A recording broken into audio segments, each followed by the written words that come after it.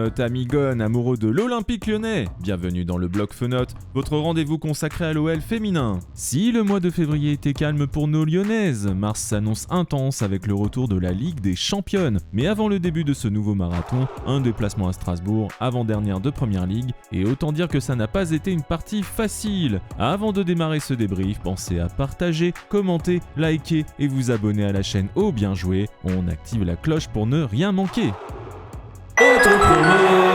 Pas mal de contenu récemment, le dernier épisode de la Gone Humeur est dispo en podcast et sur la chaîne YouTube de Julien Le Gone. Dans celui-ci, j'évoque l'amour et au vu des derniers événements, c'est parfois difficile d'aimer ce club, voire même le football. Une impression renforcée avec le nouvel épisode du Télé Lyon Football du mois de février, le zapping de la Team OL, toujours avec Julien Le Gone, Serious Charlie, Mika du 11 Lyonnais et Razik Brick de TKYDG d'Olympique et Lyonnais.com. Je profite de ce moment pour les saluer et les remercier. Découvrez ce format un peu dingo où on mélange des extraits de ces 4 fantastiques et leurs fines équipes avec des médias sportifs plus tradis. C'est sur YouTube, le lien est dans la description. Ce bloc Fenotes serait incomplet si on n'évoquait pas la semaine grandiose d'Eugénie Le Sommer. Avec cette trêve internationale marquée par la double victoire de l'équipe de France contre la Norvège et l'Islande, notre syndicaliste est devenue la joueuse la plus capée avec 199 sélections. Alors pour rappel, syndicaliste c'est son surnom puisqu'elle a été la première femme élue au comité directeur de l'UNFP, l'Union nationale des footballeurs professionnels. Elle dépasse donc Sandrine Soubeyran, l'actuelle coach du PFC, et rentre encore plus dans l'histoire du football français puisque même son homologue masculin, Lilian Thuram, n'en est qu'à 142. Elle a été célébrée comme il se doit avec une une dans l'équipe et au Groupama Stadium en donnant le coup d'envoi du match des Gones contre Brest en Ligue 1. Toutes nos félicitations Eugénie, une légende de l'OL féminin qui a à cœur de gagner un titre majeur avec la sélection, un titre qu'on attend de pied ferme. Ce Strasbourg-Lyon marque un nouveau jalon. Après la 400e victoire contre Guingamp, voilà que l'OL effectue son 700e match officiel depuis sa création. Une nouvelle barre symbolique pour le club le plus titré de l'histoire du football féminin. Le Paris FC ayant concédé un nul contre Nantes, l'OL a l'occasion de creuser encore plus l'écart au classement en cas de victoire. Au niveau de la compo, Joe Montemurro fait tourner avant le marathon de 5 matchs en 15 jours qui débutera dans 2 semaines. Pour ce déplacement à la Méno, le coach australien aligne un 4-3-3 classique avec Christian Endler dans les cages. La défense est composée de Sophie Svava, Wendy Renard, Vanessa Gilles et Sofia Huerta. Au milieu, on retrouve Jennifer Marojane, Amel Majri et Damaris Segurola. Pour ce qui est de l'attaque, Eugénie Le Sommer et Melchi Dumornay accompagnent Vicky Béchaud en pointe.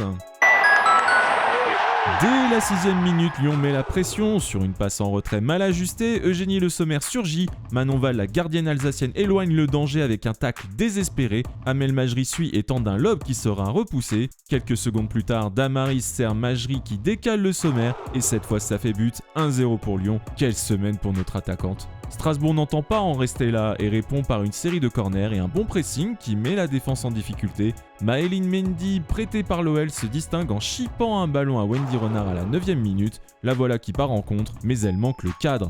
À la 16e, Svava centre, tête piquée de Huerta qui trouve le poteau. Lyon manque un petit peu de réalisme. 10 minutes plus tard, sur un corner de Jennifer Marojane, Wendy Renard saute plus haut que tout le monde et marque, mais l'arbitre siffle une faute pour un appui sur la défenseur Élise Bonnet.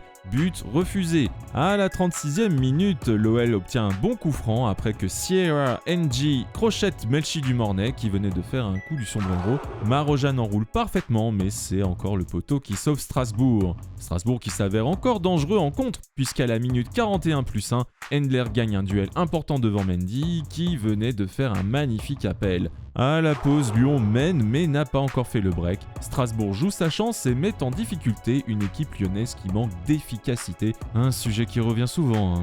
L'OL revient en seconde période avec de meilleures intentions et va finir par faire la différence. Il aura fallu attendre un peu plus de l'heure de jeu pour que sur un corner de Majri, Vanessa Gilles tente de la tête, c'est repoussé dans les pieds de Renard qui n'a plus qu'à suivre la capitaine à juste val et ça fait 2-0. L'OL se détache enfin. À peine l'engagement effectué par Strasbourg que Lyon frappe encore. Majri envoie un caviar à Le Sommer qui fixe la gardienne et sert Dumornay qui conclut. Et de 3. Lyon gère mais continue d'attaquer. À la 70e minute, Béchaud déborde et centre pour Majri qui envoie sa frappe au-dessus. À la toute fin du temps réglementaire, Béchaud sert Tabitha Chawinga rentrée à la 67e, contrôle, frappe ajustée et ça fait 4-0. On notera pour finir les entrées de Tarsiane et notre nouvelle recrue, la plus chère de l'histoire du foot féminin français, qui s'est faite remarquer pour sa détermination sur le terrain terrain, j'ai vraiment hâte d'en voir plus. Et enfin notre Selma Bacha, la Gerlandaise qui a effectué son 100e match pro et donc son 100e match sous les couleurs rouge et bleu. Score final donc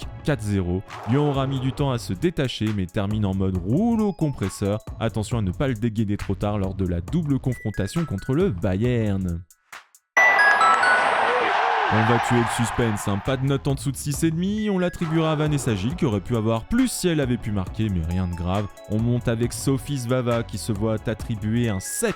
J'ai beaucoup aimé ses accélérations et surtout son pressing, toujours fidèle au poste. 7 également pour notre capitaine Wendy Renard qui a été un petit peu embêtée par Maëline Mendy, mais elle s'est vite reprise et a marqué un but. Même note pour Sofia Huerta, une joueuse qui me plaît beaucoup pour sa projection, j'ai l'impression que son but contre Guingamp lui a donné confiance. Jennifer Marojane également, c'est toujours impeccable sur les coups de pied arrêtés, il ne manque plus qu'un but pour récompenser son travail. Et enfin, le dernier set sera attribué à Vicky Béchaud, une passe décisive, elle a joué beaucoup plus simple que lors du 16e contre Reims qu'on oubliera. Si elle continue dans cette voie, c'est encourageant.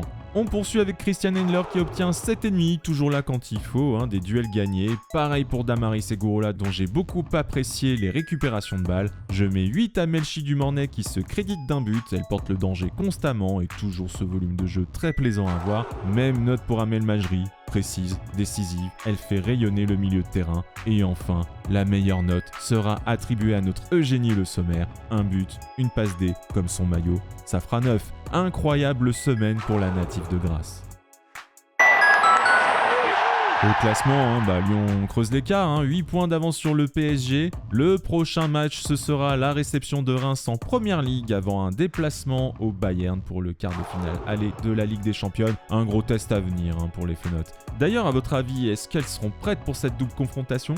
Dites-le en commentaire. D'ailleurs, si vous avez aimé ce débrief, n'oubliez pas de partager, de liker et de vous abonner à Au Bien Joué. Car au féminin comme au masculin, l'Olympique Lyonnais est une formidable raison d'être nerveux. Bisous!